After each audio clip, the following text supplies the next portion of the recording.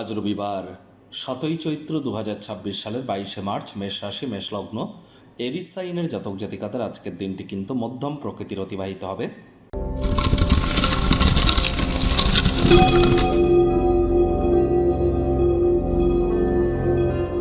ভিডিওটির শুরুতেই স্ক্রিনে আপনারা দেখতে পাচ্ছেন সূর্যদেবের প্রণাম মন্ত্র। ওম জবা কুসুম শঙ্কাশং কাশ্যপেয়ং মহাদুতিম ধান্তারিং সর্বপাপঘ্নং প্রণতস্মি দিবাকরম। সকাল সকাল ঘুম থেকে উঠে সূর্যদেবকে প্রণাম করে 7বার এই মন্ত্রটি জপ করে দিন শুরু করুন। বছরটি কিন্তু সূর্যের বছর। আর মঙ্গলমন্ত্রী, দেখুন সূর্য কিন্তু বর্তমানে শনির সাথে আছে এবং সূর্য শনির নক্ষত্রে গোচর করছে, যার জন্য যত বেশি সূর্যের নাম জপ ধ্যান আরাধনা করবেন এবং পিতার সেবা করবেন, ততই কিন্তু সময় সুযোগ আপনার বেটার পরিগণিত হবে। একই সাথে বলবো যে দেখুন, আপনারা অনেকেই বলেন যে আমি ডেলি একই কথা বলি। কেন বলি? তার কারণ আমি প্রতিদিনই আপনাদের স্বাস্থ্য, আপনাদের অর্থ, আপনাদের বিজনেস, আপনাদের চাকরি, আপনাদের প্রেমের জীবন, আপনাদের দাম্পত্য জীবন, আপনাদের পারিবারিক জীবন, আপনাদের রাজনৈতিক জীবন, আপনাদের গার্হস্থ্য জীবন, এই কয়েকটি জিনিস নিয়ে আলোচনা করি এবং এই কয়েকটি ক্ষেত্র ধরেই বলি যে কোন ক্ষেত্রটা আজ ভালো, কোন ক্ষেত্রটা আজ খারাপ।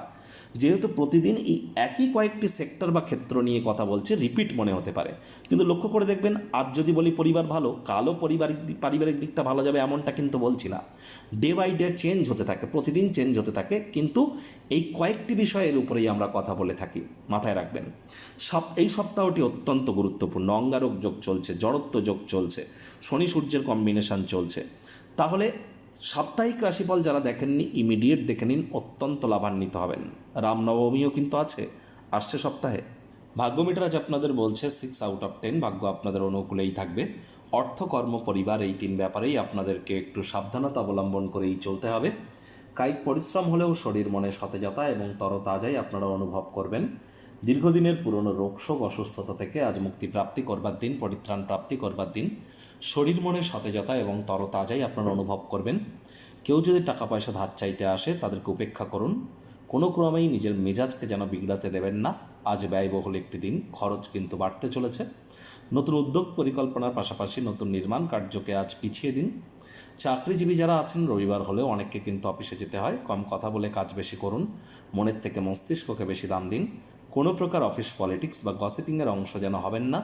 বসের কিন্তু কুনজরে আপনারা পড়ে যেতে পারেন। রাজনীতিবিদ যারা আছেন, জনসংযোগ বৃদ্ধি করুন। হার্ডওয়ার্ক, কঠোর কায়িক পরিশ্রমের কোনো বিকল্পই কিন্তু নেই।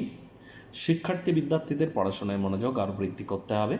উচ্চশিক্ষার জন্য যারা বিদেশ যাত্রার কথা ভাবছিলেন, ভাগ্যদেবী আজ আপনাদের পক্ষেই আছেন।